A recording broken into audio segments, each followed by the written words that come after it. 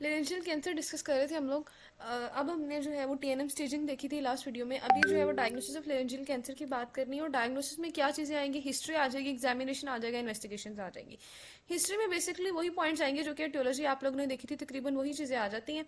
तो हिस्ट्री आपको मिल सकती है कि 40 से 70 ईयर ओल्ड मेल है, स्मोकिंग, अल्कोहल एक्सपोजर या स्मोकिंग है, दोनों दोनों का भी एट अ टाइम यूज़ हो सकता है, या उसका ऑक्यूपेशनल एक्सपोजर एस्बेस्टोस के साथ इसकी हिस्ट्री मिल सकती है, पेट्रोलियम प्रोडक्ट के साथ रेडिएशन एक्सपोजर कोई पास्ट हुआ था। उसके बाद हिस्ट्री में आपको कुछ सिम्टम्स मिलेंगे लाइक इंक्रीज्ड होर्सनेस है। अगर सुप्राग्लोटिस रीजन का कैंसर होगा तो आपको हिस्ट्री में मिलेगा कि फॉरेन बॉडी सेंसेशन है, थ्रोट पेन है। अगर ग्लोटिक रीजन का कैंसर है तो होर्सनेस ऑफ वॉइस की हिस्ट्री मिल सकती है। सब ग्लोटिक में स्ट्राइडर की हिस्ट्री मिलती है। तो ये हिस्ट्री में पॉइंट्स होते हैं अगर लेरेंजियल कैंसर की हिस्ट्री की बात करें, ठीक है।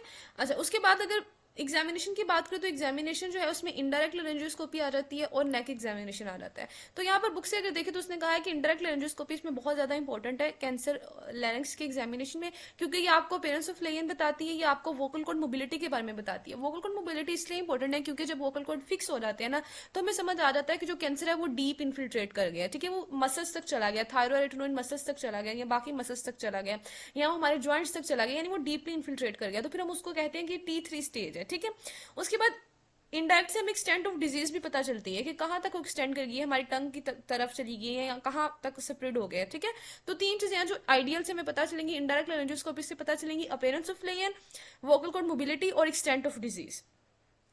उसके बाद अगर बात करें दूसरे इन्वेस्टिगेशन की, नहीं इन्वेस्टिगेशन नहीं सॉरी, दूसरे एग्जामिनेशन की, तो वो होता है एग्जामिनेशन ऑफ नेक। ये दोनों चीजें आती हैं एग्जामिनेशन में, एग्जामिनेशन ऑफ नेक और आइडियल, ये एग्जामिनेशन है। उसके बाद जो चीजें हैं वो सारी इन्वेस्टिगेशन में आ जाती हैं। तो एग्जामिनेशन ऑफ नेक आप क्यों करें, आपको पता चले कि जो डिजीज है वो लेरेंक्स से बाहर अगर स्प्रेड किया है उसने तो कहाँ तक वो स्प्रेड हुई है। इसके अलावा एग्जामिनेशन ऑफ नेक में आप नोड्स देखोगे, लिम्फ नोड्स, उनको पैल्पेट करोगे। और ये जो दो तीन चीजें हैं ये आ जाती हैं एग्जामिनेशन ऑफ नेक में। इन्वेस्टिगेशंस की बात करें तो इन्वेस्टिगेशंस में क्या आता है, इन्वेस्टिगेशन में सबसे पहले आ जाती है फ्लेक्सिबल फाइबर ऑप्टिक या रिजिड लेरेंजियोस्कोपी, ठीक है। इसको वीडियो लेरेंजियोस्कोपी भी कहते हैं। ये भी एक आउटडोर का प्रोसीजर है, ओपीडी में किया जाता है। इससे आपको डिटेल पता चल जाएंगी सारी लेरेंजियल पैथोलॉजी की। करते क्या है कि फाइबर ऑप्टिक लेरेंजियोस्कोप होती है, डिफरेंट उसके डायमीटर्स हो सकते हैं, कैमरा उसके साथ अटैच्ड होता है, ठीक है। और उसको ना सबसे पहले पेशेंट की नेजल कैविटीज को और उसके लैरिंक्स को एनेस्थीसिया दे देना, ठीक है, एनेस्थेटाइज कर देना उसकी नेजल कैविटी को और लैरिंक्स को। उसके बाद जो कैमरा अटैच्ड है, हमारे पास एक ट्यूब है फ्लेक्सिबल, उसको पास करना है थोड़ा पेटेंट नेजल कैविटी में से पास करना है। बहुत केयरफुली पास करना है कि जो नेजल टर्बिनेंट के म्यूकोजा के साथ ये टच नहीं होनी चाहिए या नेजल सेप्टम के साथ टच नहीं होनी चाहिए, ठीक है। अच्छा, क्योंकि अगर टच होगी तो आप फिर कफिंग या स्नीजिंग रिफ्लेक्स जनरेट हो सकते हैं। तो हमने उसको केयरफुली नेजल कैविटी में से पास करना है। उसके बाद क्या होगा कि once the nasopharynx is reached, एक दफा वो हमारी जो लेरेंजियोस्कोप होगी वो नेजोफेरेंक्स तक चली जाएगी, तो पेशेंट को कहना है कि अब स्वेलो करे, ठीक है। जब वो स्वेलोइंग करेगा तो फिर वो स्वेलिंग के प्रोसेस में वो हमारी जो लेरेंजियोस्कोप है या एंडोस्कोप है वो ज्यादा नीचे जाएगी, ठीक है, फिर वो नीचे चली जाएगी। और वहां वहां पर फिर क्या चीजें देख सकते हैं, बेस ऑफ टंग देख लेंगे, एपिग्लोटिस एडियोपिग्लोटिक फोल्ड देख लेंगे, वोकल कॉर्ड देख लेंगे, पाइरिफॉर्म साइनसेस, मतलब हम सारा सब ग्लोटिस ग्लोटिस वाला रीजन देख लेंगे। तो इस तरह से जो है ये फ्लेक्सिबल फाइबर ऑप्टिक किया जाता है। मैंने आपको प्रोसीजर बता दिया। उसके बाद जो दूसरी इन्वेस्टिगेशन है वो रेडियोग्राफी आ जाती है। रेडियोग्राफी में एक्सरे चेस्ट कराएंगे, उसका सॉफ्ट टिश्यू लेटरल व्यू नेक भी होगा, सीटी स्कैन होगा, एमआरआई होगा, ये सारी इमेजिंग टेक्निक्स आ जाती हैं। उसके बाद डायरेक्ट लेरेंजियोस्कोपी भी इन्वेस्टिगेशन में आ जाती है। डायरेक्ट लेरेंजियोस्कोपी में हम क्यों यूज करते हैं, जो हिडन एरियाज ऑफ लेरेंक्स होते हैं उनको देखने के लिए और एक्सटेंट ऑफ डिजीज को देखने के लिए। माइक्रो लेरेंजियोस्कोपी और सुप्रावाइटल स्टेनिंग या बायोप्सी भी की जाती है, ये भी यूजफुल इन्वेस्टिगेशन है। तो ये सारी इन्वेस्टिगेशंस के आपको नाम आने चाहिए, नाम ही इनके लिखने होते हैं। अब आ जाए ट्रीटमेंट की तरफ कि हमने इन्वेस्टिगेशंस भी कर ली, एग्जामिनेशन भी कर लिया, हमारा डायग्नोसिस बन गया जी लेरेंजियल कैंसर का, लेकिन अब उसको ट्रीट कैसे करना है। तो ट्रीटमेंट डिपेंड करता है सबसे पहले तो साइट ऑफ लाइन, कि किस जगह पर मौजूद है कैंसर, क्या सुप्राग्लोटिस में है, ग्लोटिस में है, या बियॉन्ड द लेरेंक्स स्प्रेड कर गया है, ठीक है, एक्सटेंट ऑफ लाइन कितना वो स्प्रेड कर गया, प्रीसेंस और absence of nodal and distant metastasis, क्या उसने लिम्फ नोड को इन्वॉल्व कर लिया है या वो डिस्टेंट मेटास्टेसिस उसने की है, ठीक है, इन चीजों पर डिपेंड करता है। डिफरेंट ऑप्शन है हमारे पास ट्रीटमेंट के लिए, या तो हम रेडियोथेरेपी की तरफ जाएंगे या सर्जरी करेंगे। सर्जरी दो तरह की हो सकती है, या तो कंजर्वेटिव ट्रीटमेंट होगा कि पूरे का पूरा लेंस नहीं खत्म किया रहेगा, बल्कि उसमें कंजर्वेटिव प्रोसीजर होंगे जो कि जिस पार्ट पे मसला है सिर्फ उस पार्ट को रिमूव करेंगे। और एक हो सकता है टोटल रेंजेक्टमी की पूरे का पूरा लेंस ही उड़ा दें, ठीक है। रेडियोथेरेपी होगी, सर्जरी होगी, उसके बाद कंबाइंड थेरेपी होती है। कंबाइंड थेरेपी में सर्जरी को और रेडियोथेरेपी को मिला के किया जाता है, यानी यहाँ प्री ऑपरेटिव रेडिएशन होंगी या पोस्ट ऑपरेटिव रेडिएशन होगी। उसके बाद एंडोस्कोपिक रिसेक्शन होती है with carbon dioxide laser. Carbon dioxide laser को इसलिए यूज किया जाता है बिकॉज ये बहुत प्रिसाइजली कट करती है, तो इसलिए फिर इसको इसकी मदद से हम वहां पर लेयन को कट कर देते हैं, या ऑर्गन प्रिजर्वेशन। तो ये सारे ट्रीटमेंट ऑप्शंस के आपको नाम आने चाहिए। अगर रेडियोथेरेपी की बात करें तो रेडियोथेरेपी जो होती है ना, ये अर्ली लेयन में होती है। लाइक अगर T1 T2 का स्टेज है ना, यानी जब तक हमारे वोकल कॉर्ड मोबाइल है, वोकल कॉर्ड तक इन्फिल्ट्रेशन नहीं हुई, मसल्स तक इन्फिल्ट्रेशन नहीं हुई, तो तब हम रेडियोथेरेपी को यूज कर सकते हैं। इसके बहुत अच्छे रिजल्ट्स आते हैं, ठीक है। और इवन के 70 to 90% इसका क्योर रेट है, यानी इतने परसेंट लोग ठीक हो जाते हैं रेडियोथेरेपी के बाद। लेकिन अगर वोकल कॉर्ड फिक्स हो चुके हैं, या अगर वो सब ग्लोटिक एक्सटेंशन उसकी हो चुकी है, वो कार्टिलेज को कैंसर ने इन्वेड कर लिया, या वो लिम्फ नोड तक चला गया, इन सब केसेस में radiotherapy is not a better option, ठीक है। इसके ज्यादा अच्छे रिजल्ट्स हमें नहीं मिलते। फिर हम सोचते हैं सर्जरी के बारे में। अब सर्जरी में दो तरह की, या तो टोटल लेरेंजेक्टमी की जाएगी या कंजर्वेटिव प्रोसीजर है। कंजर्वेटिव प्रोसीजर में आपको नाम आने चाहिए कि कंजर्वेटिव प्रोसीजर कौन से हैं, ठीक है। कंजर्वेटिव प्रोसीजर में आ जाता है excision of vocal cord after splitting the larynx. हमने क्या किया, वोकल कॉर्ड को एक्साइज कर दिया। दूसरे excision of vocal cord after anterior commissure region, या एक्सीजन ऑफ सुप्राग्लोटिस। ये सारे जो प्रोसीजर है ना, ये कंजर्वेटिव प्रोसीजर है, इनके सिर्फ नाम याद कर लें। नेक्स्ट आ जाए टोटल लेरेंजेक्टमी की तरफ। वो कौन सी कंडीशंस होती हैं जब हम कंजर्वेटिव प्रोसीजर को भी अप्लाई नहीं कर सकते, रेडियोथेरेपी को भी अप्लाई नहीं कर सकते, अब हमें पूरे का पूरा लैंग्स को रिमूव करना होगा, टोटल लेरेंजेक्टमी। तो पहले देखते हैं इसकी इंडिकेशंस क्या है, कौन से केसेस हैं जब हमें टोटल लेरेंजेक्टमी करनी पड़ती है। T3 लेयन, T4 लेयन, यानी कि जब कैंसर जो है उसकी स्टेज ज्यादा हो गई है, अब वो T3 यानी उसने वोकल कॉर्ड को फिक्स कर दिया, या T4 हो गया, उसने लैरिंक्स के बाहर वाले टिश्यूज हैं उनको इन्वेड करना शुरू कर दिया। उसके अलावा अगर उसने थायरॉइड या क्रिकोइड कार्टिलेज को इन्वेड किया, या उसने एरिटेनोइड कार्टिलेज को, बायलैटरल एरिटेनोइड कार्टिलेज को इन्वॉल्व कर लिया, अगर वो पोस्टीरियर कोमिशियर तक चला गया है, या हमने रेडियोथेरेपी करके देख ली, हमने कंजर्वेटिव सर्जरी करके देख ली, लेकिन वो फेल हो गई हैं दोनों चीजें, फिर भी हमें लेरेंजेक्टमी करना पड़ेगा। और लास्ट में आ जाता है अगर ट्रांसग्लोटिक कैंसर है, ठीक है, यानी जो ट्यूमर है वो आपके सुप्राग्लोटिस को भी इन्वॉल्व करे, वो आपके ग्लोटिस को भी इन्वॉल्व करे, और आपकी वोकल कॉर्ड की फिक्सेशन भी करा दी, तो उस केस में हमें फिर लेरेंजेक्टमी करनी पड़ेगी। तो जो भी सिवियर कंडीशन है ना, और अगर मेडिकल कह रही हूँ, अगर रेडियोथेरेपी या कंजर्वेटिव ट्रीटमेंट फेल हो जाए, तो उन सब केसेस में हमें टोटल लेरेंजेक्टमी करनी पड़ती है। उसके बाद हमने एक ट्रीटमेंट ऑप्शन देखा था कंबाइंड थेरेपी। इसमें हम क्या करते हैं, प्री ऑपरेटिव रेडिएशन या पोस्ट ऑपरेटिव रेडिएशन यूज कर लेते हैं। ये यूजली रिकरेंस को डिक्रीज करने के लिए किया जाता है, मतलब सर्जरी के बाद हम रेडिएशन उसको क्यों दे रहे हैं, ताकि रिकरेंस ना हो जाए, ठीक है। अच्छा, उसके बाद बात आ जाती है कार्बन डाइऑक्साइड लेजर की एंडोस्कोपिक रिसेक्शन। ये जो कार्सिनोमा होता है ना, मोबाइल मेम्ब्रेन है वोकल कॉर्ड का, यानी कि अगर उसमें वोकल कॉर्ड अभी तक मोबाइल हो, तो तब हम क्या करते हैं, हम रेडिएशन यूज कर लेते हैं। लेकिन पहले ही किया जाता था कि मोबाइल वोकल कॉर्ड तक, जैसे मैंने आपको स्टार्टिंग में बताया कि रेडिएशन यूज कर लेते हैं, लेकिन अब ये किया जाता है कि ऐसे लेंस को भी हम कार्बन डाइऑक्साइड लेजर की मदद से एक्साइज कर लेते हैं। लाइक अगर अभी वोकल कॉर्ड फिक्स नहीं हुए, तो हमें सर्जरी की तरफ जाने की जरूरत नहीं है, तो हम लेजर को यूज करते हुए उस एरिया को वहां से एक्साइज कर देंगे। अंडर माइक्रोस्कोप किया जाता है, इसके काफी अच्छे रिजल्ट आते हैं, ठीक है। चलें जी, उसके बाद वो बता रहा है कि अगर T1 लेयन हो, यानी स्टार्टिंग स्टेजेस हो, और अभी तक लिम्फ नोड को इन्वॉल्व नहीं किया, तो फिर हम कार्बन डाइऑक्साइड लेजर को यूज कर लेंगे। यानी कि मैं आपको बताऊं ना, इस सब पूरे ट्रीटमेंट का आपको ये पता चल रहा है कि अगर T1 T2 स्टेजेस हैं, तो आप यहाँ रेडियोथेरेपी की तरफ जा सकते हो, या आप कार्बन डाइऑक्साइड लेजर की तरफ जा सकते हो। लेकिन अगर कैंसर T3 तक चला गया, T4 तक चला गया, या कैंसर जो है उसने कार्टिलेजेस को इन्वॉल्व कर लिया, या वो ट्रांसग्लोटिक कैंसर है, तो तब आपको सर्जरी ही करनी पड़ेगी, ठीक है। फिर सर्जरी के साथ आप रेडिएशन भी कंबाइन कर सकते हो, ताकि रिकरेंस ना हो। उसके बाद बात कर लेते हैं ग्लोटिक कार्सिनोमा की। तो ग्लोटिक कार्सिनोमा में जो चीज याद करने वाली है ना, वो ये आपने याद रखना है कि treatment of T2N0 glottic cancer, वरना बाकी सारी बातें वही है कि अगर T1 T2 स्टेज का कैंसर है, तो आपने रेडियोथेरेपी करनी है, अगर स्टेज इंक्रीज हो गई है T3 T4 का, तो आपको सर्जरी करनी है। लेकिन ये जो फ्लो चार्ट है ना, ये आपने याद रखना है। अब ये फ्लो चार्ट क्या कहते हैं कि T2N0 कैंसर है। इसका क्या मतलब है, इसका मतलब है ग्लोटिक कैंसर है, ठीक है। उन्होंने बताया कि ग्लोटिक कैंसर की स्टेजिंग हमने की हुई है। T2 का मतलब है कि वोकल कॉर्ड इन्वॉल्व हो चुके हैं, लेकिन वोकल कॉर्ड की फिक्सेशन नहीं हुई अभी तक। और N0 का मतलब है कि अभी तक लिम्फ नोड इन्वॉल्व नहीं हुए। तो इस केस में हम क्या करेंगे, अब हम पहले ये देखेंगे कि ये वोकल कॉर्ड मोबाइल है, या वोकल कॉर्ड की मोबिलिटी इंपेयर होना शुरू हो गई है, पहले ये चेक करेंगे। अगर तुम्हें पता चलेगा जी वोकल कॉर्ड मोबाइल है, अभी तक उसकी मोबिलिटी खत्म नहीं हुई, यानी कि अभी तक वो कैंसर जो है वो डीपली इन्फिल्ट्रेट नहीं किया, तो फिर हम उसकी सिंपली क्या कर देंगे, रेडियोथेरेपी कर देंगे, ठीक है। रेडियोथेरेपी करने के बाद अगर तो फेलियर हो गया, हमने रेडियोथेरेपी की, लेकिन कैंसर जो है वो वैसे का वैसा ही है, हमारी रेडियोथेरेपी फेल हो गई, हम फिर जाएंगे कंजर्वेशन लेरेंजेक्टमी की तरफ। वो जो देखा था ना कि एक सीएन कर दें वोकल कॉर्ड की, फिर हम कंजर्वेशन लेरेंजेक्टमी की तरफ जाएंगे। अगर तो यहाँ पे भी ठीक हो गया, लेकिन ये भी हो सकता है कि यहाँ पर भी फेलियर हो जाए, कंजर्वेशन लेरेंजेक्टमी भी फेल हो जाए, तब हमें क्या करना पड़ेगा, फिर हमें टोटल लेरेंजेक्टमी करनी पड़ेगी, ठीक है। तो ये एक फ्लो चार्ट है जो कि हम पीछे देखकर नहीं आए कि अगर रेडियोथेरेपी फेल हो जाए, कंजर्वेशन लेरेंजेक्टमी फेल हो जाए, तो आपको टोटल की तरफ जाना पड़ता है। अब बिल्कुल वापिस आए शुरू में, जहां पे हमने कहा था कि वोकल कॉर्ड अभी तक मोबाइल है, अगर वहीं पर हम लोग कह रहे हैं कि वोकल कॉर्ड की मोबिलिटी इंपेयर है, वोकल कॉर्ड मूव नहीं कर रहे, ठीक है, जो कैंसर है वो डीपली इन्फिल्ट्रेट कर चुका है, तो आपको फिर रेडियोथेरेपी का सोचना ही नहीं है। रेडियोथेरेपी तब करनी है जब तक वोकल कॉर्ड मोबाइल है। जब वो एक दफा फिक्स हो गए तो रेडियोथेरेपी कभी भी ऑप्शन नहीं हो सकता, ट्रीटमेंट ऑप्शन। फिर आपका ट्रीटमेंट ऑप्शन होगा सर्जरी। सर्जरी में आप पहले करोगे कंजर्वेशन प्रोसीजर, अगर ये फेल हो जाएगा तो आप टोटल लेरेंजेक्टमी करोगे। तो इस पूरे फ्लो चार्ट को याद रखने का मकसद सिर्फ ये है कि वोकल कॉर्ड जब तक मोबाइल है ना, सिर्फ तब तक हम रेडियोथेरेपी कर सकते हैं या हम लेजर की तरफ जा सकते हैं। अगर वोकल कॉर्ड की मोबिलिटी इंपेयर होगी तो हमें सर्जरी ही करनी पड़ेगी, ठीक है। अच्छा, उसके बाद हमारा ये चैप्टर खत्म हो जाता है। अब हम नेक्स्ट जो वीडियो में ना हम डिस्कस करेंगे, एक तो पैरालिसिस का डिस्कस करना है। यहाँ कोशिश करते हैं वोकल पैरालिसिस थोड़ा बहुत हम इसी वीडियो में देख लें और फिर नेक्स्ट वीडियो में हम उसको कंप्लीट कर लेंगे, ठीक है। चलें जी, लेरेंजियल पैरालिसिस। अब पैरालिसिस का क्या मतलब है? लेरिक्स में इतने सारे मसल्स देख रहे हैं ना, क्रिकोथायरॉइड, क्रिकोएरोटोनाइड, सब की बात हम कर रहे हैं, हमने नोट में भी इन सबको डिटेल में पढ़ा हुआ है। इनकी जो नर्व सप्लाई आ रही होती है, वेगस नर्व से इनको ब्रांचेस आ रही होती है, अगर वो नर्व सप्लाई आनी बंद हो जाए तो इनका पैरालिसिस हो जाएगा। इसको कहते हैं लेरेंजियल पैरालिसिस। सबसे पहले ये देखिए कि जितने भी मसल्स है ना आपके पास लेरिक्स में, वो सारे क्या करते हैं, जो भी वोकल कॉर्ड को मूव कराते हैं, उनमें अडक्टर भी है, उनमें कुछ टेंसर भी है, उनमें कुछ अबडक्टर भी है। इन सबको सप्लाई रिकरेंट लेरेंजियल नर्व से आती है, एक्सेप्ट एक मसल है सिर्फ जिसको रिकरेंट सप्लाई नहीं करती, उसको करती है सप्लाई हमारी एक्सटर्नल लेरेंजियल नर्व, ठीक है। तो इसको ऐसे याद रख लें कि सिंगल मसल है, एक मसल है, ई से एक याद रख लें आप लोग। तो ये देखें, जितने भी मसल हैं आपने याद रखना है कि ऑल मसल्स, जितने भी मसल हैं आपके लैरिंग्स के जो भी वोकल कॉर्ड को मूव कराएंगे, उन सबको सप्लाई कौन करिए? रिकरेंट लेरेंजियल नर्व, ठीक है। लेकिन एक मसल है जिसको रिकरेंट लेरेंजियल नर्व सप्लाई नहीं करती, रिकरेंट लेरेंजियल नर्व, एक मसल है जिसको रिकरेंट लेरेंजियल नर्व सप्लाई नहीं करती, वो है आपका क्रिकोथायरॉइड मसल, ठीक है। क्रिकोथायरॉइड को ये नहीं सप्लाई करती, इसको कौन सप्लाई करेगा? इसको सप्लाई करेगी एक्सटर्नल लेरेंजियल नर्व, ठीक है।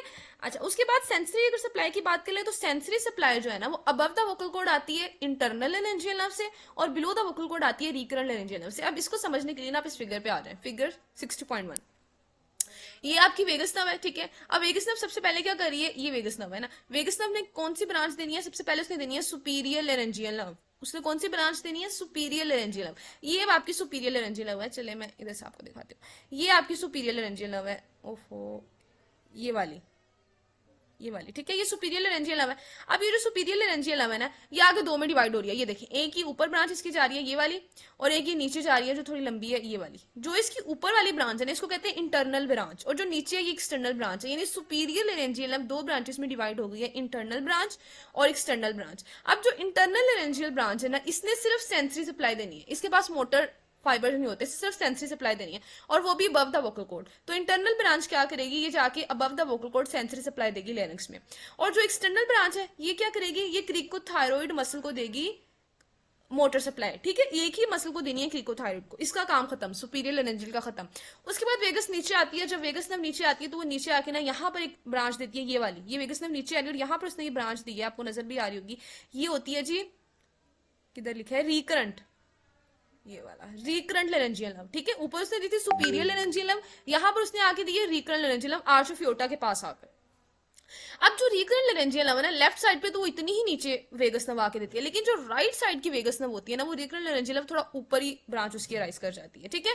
तो जो राइट साइड की रिकरेंट लेरेंजियल नर्व होती है वो सब क्लेवियन आर्टरी के पास होती है, सब क्लेवियन आर्टरी के पीछे से होकर वो ऊपर चली जाती है लेरिंक्स की तरफ। लेकिन जो लेफ्ट साइड वाली है वो लेफ्ट एल से लेफ्ट और एल से लॉन्ग, वो थोड़ी लॉन्ग होती है, वो आर्च ऑफ एओर्टा को कर्व करके फिर ऊपर जाएगी। उसके अलावा ये याद रखना है कि जो रिकरेंट लेरेंजियल नर्व है, अब इसके पास दोनों फाइबर है, ये सेंसरी सप्लाई भी देगी, मोटर भी। सेंसरी सप्लाई ये देगी बिलो द वोकल कॉर्ड आपके लेरिंग्स को, और मोटर सप्लाई ये देगी all the muscles of larynx except cricothyroid. ये इस तरह से सारा सप्लाई आपने याद रखना है। डिटेल में मैंने आपको बता दी। अब आप आ जाए क्लासिफिकेशन ऑफ लेरेंजियल पैरालिसिस की तरफ। अब ये हो सकते हैं या तो आपकी रिकरेंट लेरेंजियल नर्व का पैरालिसिस हो जाए या सुपीरियर लेरेंजियल नर्व का पैरालिसिस हो जाए, और ये भी हो सकता है कि दोनों का हो जाए, बोथ रिकरेंट एंड सुपीरियर का पैरालिसिस हो जाए। तो तीन कंडीशन हो सकती हैं, रिकरेंट का, सुपीरियर का, या बोथ रिकरेंट और सुपीरियर का। अब जो मेन चीज होती है ना याद करने वाली, वो होती है कॉजेज ऑफ लेरेंजियल पैरालिसिस। क्यों पैरालिसिस होगा, क्या इसके कॉजेज हो सकते हैं? कॉजेज कुछ होते हैं सुप्रा न्यूक्लियर, यानी कि जो न्यूक्लियस था ना वेगस नर्व का, उससे भी ऊपर कॉर्टेक्स में कुछ कॉजेज। तो कॉर्टेक्स में तो बहुत रेयर है ना कि पैरालिसिस का कोई कॉज हो। अब आ जाए न्यूक्लियर पे, जहां पे न्यूक्लियस पड़ा हुआ है वेगस नर्व का, जिसे न्यूक्लियस एम्बिगस कहते हैं। अगर इसकी इन्वॉल्वमेंट हो जाए तब हमारे पास पैरालिसिस हो सकता है। अब इसको कौन सी चीजें इन्वॉल्व कर सकती हैं? कोई वास्कुलर लेयन, कोई न्यूप्लास्टिक, कोई motor neuron disease like polio है, सिंजोबल्बिया है, ये वाली कुछ डिजीजेज हैं जो क्या कर सकती हैं? न्यूक्लियस को इन्वॉल्व कर सकती हैं, ठीक है। अगर न्यूक्लियस इन्वॉल्व होगा, न्यूक्लियस एम्बिगस जो है ना, वो सिर्फ वेगस का न्यूक्लियस न्यूक्लियस नहीं है, आप लोगों ने न्यूरो एनाटॉमी पढ़ा, इसमें से और भी क्रेनियल नर्व अराइज करती है। तो अगर न्यूक्लियस की इन्वॉल्वमेंट होगी तो उसका सबसे बड़ा हिंट आपके लिए होगा कि सिर्फ वेगस की सिम्टम्स नहीं आएंगे, बल्कि जो दूसरी क्रेनियल नर्व है उनका भी पैरालिसिस होगा, एसोसिएटेड पैरालिसिस भी होगा। अब थोड़ा नीचे आ जाए, अगर न्यूक्लियस में या सुप्रा न्यूक्लियस मसला नहीं हुआ बल्कि वेगस में मसला हो गया, अभी तक वेगस ने कोई ब्रांच नहीं दी थी, वो खुद ही थी, और उसमें कोई मसला हो गया, उसका पैरालिसिस हो जाएगा। अब वहां पर क्या हो सकता है, जब वेगस नर्व जुगुलर फोरामेन को लीव कर रही होती है तो वहां पर उसके एग्जिट के दौरान कोई उसको ट्यूमर कंप्रेस कर सकता है, या कोई भी उसको ना चीज कंप्रेस कर सकती है, तो वो हमने यहाँ टेबल से डिस्कस करना है, लेकिन अभी हम सिर्फ उसका रूट समझ रहे हैं तो फिर टेबल को बाद में देखते हैं। अच्छा, अब ये भी हो सकता है कि जो वेगस है उसको हाई वेगस लेन, मतलब वेगस को लेन ना हो, बल्कि जब वेगस अपनी ब्रांचेस दे रही थी उस किसी ब्रांच का, जैसे रिकरेंट लेरेंजियल नर्व के साथ कुछ मसला हो जाए और उसका पैरालिसिस हो जाए। ठीक है, ये सारी होगी वेगस की रूट तक। उसके बाद ये हो सकता है कि कुछ सिस्टेमिक कॉजेज हो, कुछ इडियोपैथिक रीजंस भी हो सकती है। अब आप लोग आ जाए टेबल्स पर।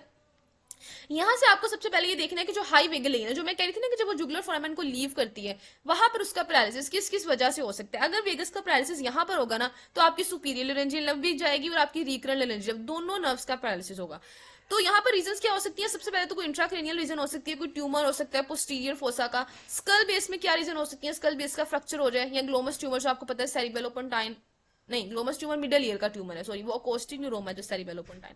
स्कल बेस में क्या हो सकता है, ग्लोमस ट्यूमर हो सकता है, फ्रैक्चर हो सकते हैं, नेजोफ्रेंजियल कैंसर हो सकता है। उसके बाद अगर वेगस नर्व थोड़ा नीचे आएगी, नेक में आएगी, वहां पर अगर कोई नेक में पेनिट्रेटिंग इंजरी हो गई है, कोई पैराफेरेंजियल ट्यूमर था या कोई मेटास्टेटिक ट्यूमर था, तो ये बहुत आसान, ज्यादातर ना ट्यूमर आपने लिख देने, उसके अलावा आपने लिख देना नेक में लिख देना कि कोई पेनिट्रेटिंग इंजरी। तो ये रीजन हो सकती हैं कंबाइंड पैरालिसिस की, जिसमें दोनों जाएंगी, रिकरेंट लेरेंजियल नर्व भी जाएगी और सुपीरियर लेरेंजियल नर्व भी जाएगी। उसके बाद ये देखें, ये इतना इंपॉर्टेंट टेबल है कि रिकरेंट लेरेंजियल के पैरालिसिस के क्या कॉजेज हैं। अब ना अगर आप लोगों को ये रूट समझ आया था ना यहाँ से, फिर आपको ये कॉजेज समझ आएंगे। अगर आपको ये समझ आया था कि जो राइट रिकरेंट लेरेंजियल है वो ऊपर ही राइज करती है, यहाँ से राइज करती है, सब क्लेवियन आर्टरी को के कर्व करती है राउंड और ऊपर चली जाती है, और जो लेफ्ट साइड की थी वो एल से याद रखना है कि लॉन्ग होती है, वो आर्च ऑफ एओर्टा पे आके राइज करती है। तो अब इसके कॉजेज थोड़े से अलग होंगे, कुछ ऐसी भी चीजें हैं जो दोनों के कंबाइंड कॉजेज हैं और कुछ थोड़े सेपरेट कॉजेज हैं। तो अब हम देख लेते हैं, पहले देख लेते हैं कि जो राइट रिकरेंट लेरेंजियल है ना, जो थोड़ी छोटी थी, जो मैंने कहा था कि राइट सब क्लेवियन के पास राइज करती है, उसके क्या कॉजेज हो सकते हैं पैरालिसिस के। सबसे पहले तो नेक ट्रोमा, कोई थायराइड की डिजीज, सबसे कॉमन ना देखा जाए तो यही होता है कि थायराइड की किसी डिजीज की वजह से पैरालिसिस हो जाता है, थायराइड की सर्जरी या कोई सर्वाइकल इसोफिगस का कार्सिनोमा या सर्वाइकल लिम्फेडिनोपैथी। तो ये सारी नेक से रिलेटेड चीजें हैं। नेक में थायराइड होता है तो थायराइड की डिजीज या थायराइड की सर्जरी, सर्वाइकल लिम्फेडिनोपैथी या नेक का ट्रोमा। उसके बाद अब थोड़ा नीचे है जहाँ पे वो सब क्लेवियन आर्टरी के पास थी, उसमें क्या हो सकता है कि सब क्लेवियन आर्टरी का एन्यूरिज्म हो जाए, या एपिक्स ऑफ लंग का कार्सिनोमा हो जाए, या सर्वाइकल जो प्लूरा है उसकी ट्यूबरकुलोसिस हो जाए। ठीक है, तो यहाँ पर जो बात करनी है, जब तक वो ऊपर है ना, अच्छा अब इस तरह से होता है कि रिकरेंट लेरेंजियलम यहाँ से राइज करके ऊपर जाती है लेरिंग्स तक, यहाँ पर आ गई लेरिंग्स के पास। अब जब यहाँ पर वो आ गई ना लेरिंग्स के पास नेक में, यहाँ पर उसके कॉजेज क्या हो सकते हैं कि कोई सर्वाइकल लिम्फेडिनोपैथी थी, कोई नेक का ट्रोमा था, या फिर आपका जो थायराइड था उसकी सर्जरी हुई थी, थायराइड का मोस्ट कॉमन कॉज होता है, या थायराइड की कोई डिजीज थी। जब वो नीचे जहां से वो अराइज करिए सब क्लेवियन आर्टरी के पास, यहाँ पे कॉजेज क्या हो सकते हैं, सब क्लेवियन आर्टरी का एन्यूरिज्म था, या यहाँ पर जो है वो एपिक्स ऑफ लंग होती है तो एपिक्स ऑफ लंग की कोई डिजीज थी, कार्सिनोमा था, या ट्यूबरकुलोसिस थी प्लूरा की। ठीक है, तो ये सारे कोर्सेज हो गए राइट के। अब लेफ्ट की तरफ आ जाए, लेफ्ट में भी तो अगर राइज उसने बहुत नीचे से करना है, उसने राइज करना है आर्च ऑफ एओर्टा से, लेकिन जाना तो उसने भी ऊपर नेक पर ही है ना, तो यहाँ पर वाले उसके कोर्स तो सेम ही नहीं रहेंगे। यहाँ पर जो नेक में कोर्सेज पड़े थे कि थायराइड की कोई डिजीज या सर्वाइकल लिम्फेडिनोपैथी या नेक का ट्रोमा, तो वो तो लेफ्ट में भी सेम ही रहेंगे, लेकिन जो चेंज होंगे वो यहाँ से चेंज होंगे नीचे। जो हमने यहाँ पे सब क्लेवियन रिलेटेड पढ़े थे, यहाँ पे हम एओर्टा की रिलेटेड पढ़ लेंगे। तो नेक की अगर बात की जाए तो लेफ्ट में भी वही चीजें हैं कि कोई ट्रोमा या थायराइड की कोई डिजीज या थायराइड की सर्जरी या सर्वाइकल इसोफिगस का कार्सिनोमा या सर्वाइकल लिम्फेडिनोपैथी। तो ये वो कॉजेज है जो दोनों में सेम है, क्योंकि लेरिक्स के पास तो दोनों ने आना है। अब अगर उसकी बात करें कि नीचे यहाँ पर अगर उसका पैरालिसिस हो सकता है, तो वो मीडियास्टाइनम रिलेटेड स्ट्रक्चर्स हैं, क्योंकि वो थोड़ा नीचे राइज करिए मीडियास्टाइनम में। सबसे कॉमन यहाँ पे चीज होती है ब्रोंकोजेनिक कैंसर, ब्रोंकोजेनिक कैंसर।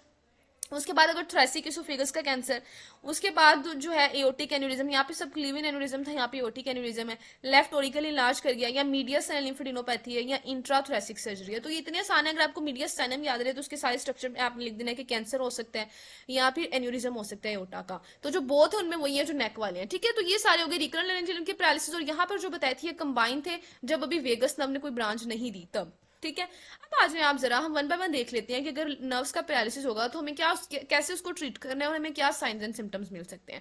सबसे पहले तो अगर यूनिलेटरल पैरालिसिस हो जाए रिकरेंट लेरेंजियल नर्व का, यानी रिकरेंट का ही पैरालिसिस हो रहा है लेकिन वो यूनिलेटरल है, एक साइड की नर्व का पैरालिसिस हुआ है, तो अब उससे क्या होगा कि इप्सिलेटरल पैरालिसिस होगा, यानी जो अगर राइट साइड की रिकरेंट लेरेंजियल का डैमेज हुआ है तो जो राइट साइड के मसल हैं वोकल कॉर्ड के, राइट साइड के मसल हैं लैरिंक्स के, उनका पैरालिसिस हो जाएगा। लेकिन ये चीज याद रखनी है कि क्रिकोथायरॉइड को कुछ नहीं होगा, क्योंकि क्रिकोथायरॉइड की सप्लाई अभी भी आ रही है। वो कहाँ से आ रही थी? वो एक्सटर्नल लेरेंजियल नर्व से आ रही थी।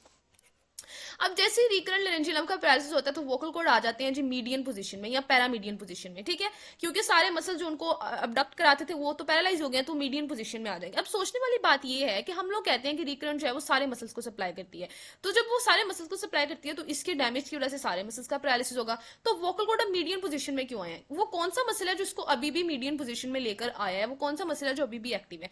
तो इसके लिए दो ला आए थे, एक सिमोन ला आया था, उसके बाद एक ग्रोसमैन वैगनर एंड ग्रोसमैन हाइपोथेसिस था। जो वैगनर एंड ग्रोसमैन हाइपोथेसिस है ना, ये तो ये कहते हैं कि जो आपका क्रिकोथायरॉइड मसल है, जो आपने कहा था कि भाई हमें एक्सटर्नल लेरेंजियल नर्व सप्लाई दे रही है, और वो तो अभी तक इंटैक्ट है ना, तो इस मसल के एक्शन की वजह से ये होता है कि जो वोकल कॉर्ड है ये मीडियन या पैरामीडियन पोजीशन में आ रहे थे। तो ये तो वैगनर एंड ग्रोसमैन ने कहा था ना कि क्रिकोथायरॉइड की वजह से आते हैं। अब जो सिमोन्स ला था उसने कहा था कि जो आपके पास मसल होते हैं ना, अब आपके पास वोकल कॉर्ड में दो तरह के मसल है, एक अबडक्टर है, वैसे तो तीन तरह के है ना, अबडक्टर, अडक्टर और टेंसर।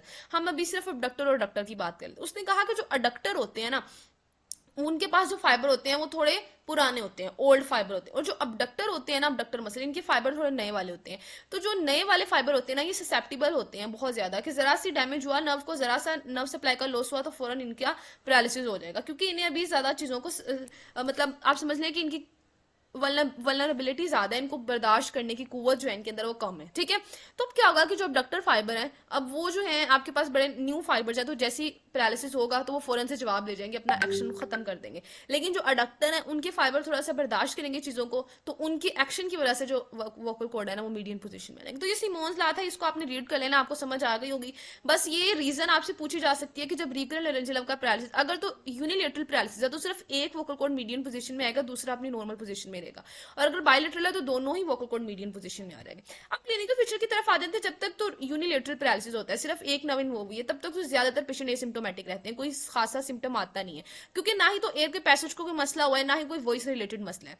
क्यों वॉइस रिलेटेड मसला क्यों हुआ? क्योंकि एक तो वोकल कॉर्ड मीडियन पोजीशन में आ गया, लेकिन जो दूसरा वोकल कॉर्ड है ना, वो क्या करता है, वो आहिस्ता आहिस्ता कंपनसेट कर देता है। कंपनसेट वो कैसे कर देता है कि जो हेल्दी कॉर्ड है वो मिड लाइन को क्रॉस करेगा और पैरालाइज वाले के पास आ जाएगा, और आहिस्ता आहिस्ता क्या कर देगा, उसको इंप्रूव कर देगा, थोड़ा बहुत उसको कंपनसेशन उसकी भी करा देगा, ठीक है, उसकी पोजीशन थोड़ी चेंज कर देगा। तो ये होता है जी हमारे पास कंपनसेशन जो हेल्दी वाला करता है। अब उसका ट्रीटमेंट हमने कैसे करना है? अगर पेशेंट हमारे पास आया है और हमने किसी तरह से डायग्नोस कर लिया है कि इसको कोई, हम किसी और चीज के लिए इमेजिंग टेक कर रहे थे या कुछ भी था, हमें पता चल गया कि इसका जो यूनिलेटरल पैरालिसिस हो चुका है, तो सबसे पहले हम उसको स्पीच थेरेपी करा देंगे, ताकि स्पीच में मसला आने से पहले ही उसकी थेरेपी शुरू हो जाए। दूसरा ये किया जा सकता है कि लेरेंजियोप्लास्टी की जाए, ठीक है। वैसे तो यूजली जो मैंने कहा कि हेल्दी वाला वोकल कॉर्ड है वो कंपनसेशन करा देता है, लेकिन उसके कंपनसेशन कराने में थोड़ा टाइम लगता है, 6 से 12 मंथ लगते हैं। तब तक हम टेम्परेरी मयर में इंजेक्शन लेरेंजियोप्लास्टी कर सकते हैं। थायरोप्लास्टी टाइप 1 है, थायरोप्लास्टी टाइप 2 होती है जब दोनों का पैरालिसिस हो, थायरोप्लास्टी टाइप 1 होती है जब एक साइड की रिकरेंट लेरेंजियल का पैरालिसिस हो। उसके बाद आ जाती है जी नॉन सिलेक्टिव लेरेंजियल रीनर्वेशन। इसमें हम क्या करें, हम रीनर्वेट कर रहे हैं, जो मसल पैरालाइज हो चुके हैं उनकी रीनर्वेशन कर रहे हैं। रीनर्वेशन के लिए हम क्या करेंगे, एंसा सर्विकालिस जो है इसकी एक ब्रांच लेंगे और उसको एनास्टोमोस करा देंगे रिकरेंट लेरेंजियल नर्व के साथ, ताकि थोड़ी बहुत जो टोन है मसल्स की वो तो एटलीस्ट इंप्रूव होना। तो थायरोप्लास्टी है, नॉन सिलेक्टिव लेरेंजियल रीनर्वेशन है, इंजेक्शन लेरेंजियोप्लास्टी है, और स्पीच थेरेपी। ये आसान सा इसका ट्रीटमेंट है। ये था जब तक यूनिलेटरल पैरालिसिस था। जब होगा ना बायलेटरल पैरालिसिस, तो बायलेटरल पैरालिसिस की वजह से आपके दोनों जो वोकल कॉर्ड है ना, दोनों ही मीडियन या पैरामीडियन पोजीशन में आ जाएंगे। अब यहाँ पर मसला होना है, जब दोनों ही वोकल कॉर्ड मीडियन पोजीशन में आ जाएंगे ना, तो ये कराएंगे जी आपकी एयरवे जो है, जो आपकी एयर वहां से गुजर रही थी, रिस्पिरेटरी जो ट्रैक थी उसको ऑब्स्ट्रक्शन कराएंगे। एयरवे जो है वो इनएडिक्वेट हो जाएगा और डिस्नी और स्ट्राइडर होगा। तो यूनिलेटरल में तो ये मसले नहीं हो रहे थे, लेकिन बायलेटरल में डिस्नी एंड स्ट्राइडर होता है। लेकिन आवाज अभी भी थोड़ी बहुत ठीक है, आवाज में मसला नहीं आया, सिर्फ डिस्नी एंड स्ट्राइडर आए हैं। तो इसका ट्रीटमेंट में आपने ये चीज जरूर मेंशन करनी है, और ज्यादातर सिनेरियो आपको आता ही बायलेटरल का है। वो ना उसमें सिनेरियो में मेंशन करते हैं कि ये जो पर्सन है इसकी रिसेंटली थायरोइडेक्टमी हुई थी, यानी रिसेंटली इसको थायराइड की सर्जरी हुई थी। वहां से आपको समझ आ जाना चाहिए कि अगर थायराइड की सर्जरी हुई थी, तो आप लोगों को मैंने वो टेबल कराया था कि राइट साइड की रिकरेंट लेरेंजियल नर्व के क्या कॉजेज हैं, पैरालिसिस के लेफ्ट साइड के क्या है। तो मैंने कहा था कि कुछ कॉजेज है जो दोनों के सेम है, कि अगर वो कॉजेज होंगे ना तो दोनों का पैरालिसिस हो सकता है। उनमें से एक बड़ा इंपॉर्टेंट कॉज था थायराइड की सर्जरी, थायरोइडेक्टमी।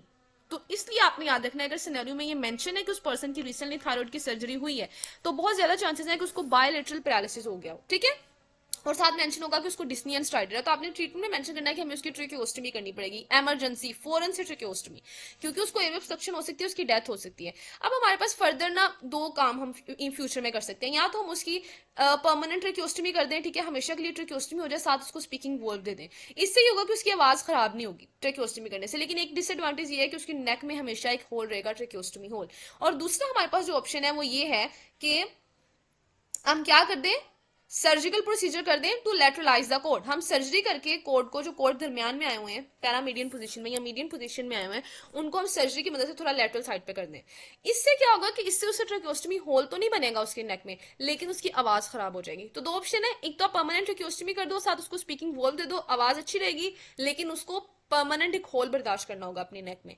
और जो दूसरा है लेटरलाइज द कोड सर्जिकली, उसमें आवाज खराब हो सकती है, ठीक है। उसके बाद हम ये भी कर सकते हैं कि हम ना रिस्पिरेटरी एयरवे की वैसे ही वाइडनिंग कर दें, यानी हमें ट्रैकियोस्टमी भी ना करनी पड़े, हम उसको रिस्पिरेटरी ट्रैक को वाइडन कर दें। इसके लिए हम किस तरह से कर सकते हैं, एरिटिनोइडेक्टमी कर सकते हैं, एरिटिनोइड को रिमूव कर दिया, एरिटिनोइडोपैक्सी कर सकते हैं, लेजर कोडेक्टमी कर सकते हैं, एक कोड को रिमूव कर दें। थोड़ा सा रास्ता तो बन जाएगा ना, अगर दो कोड आपस में मिले हुए हैं मीडियन पोजीशन में, तो रास्ता बहुत बंद है।